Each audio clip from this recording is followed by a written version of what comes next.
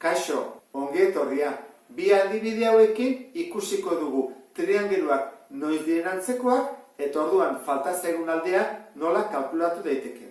Orduan, goian, ikusten duzu bezala, dago makil bat eta suposatzen da itzalak direla. 5 metroko itzala eta makila 2 metrokoa da.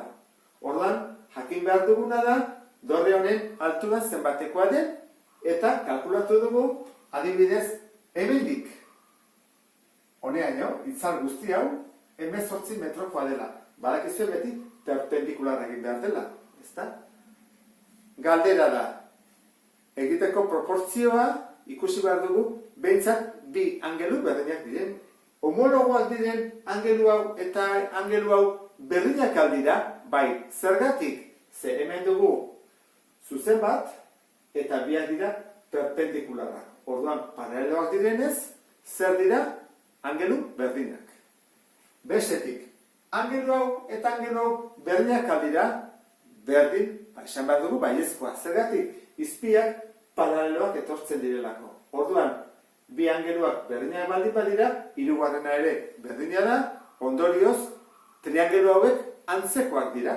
Az gaitezen orduan, nola egingo dugu? Adibidez, altura, honena, isa, zati txikiaren altura, berdin, handiaren oina, zati txikiaren oina.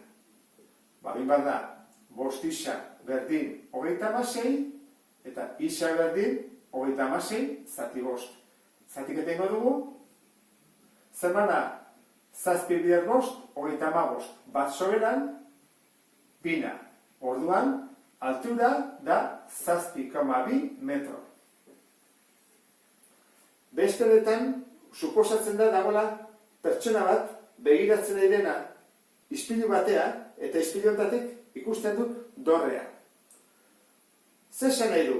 Angelu hau eta angelu hau berdinak aldira, bai, badakizue isladatzerakoan angelu berdinakin ateratzen dela.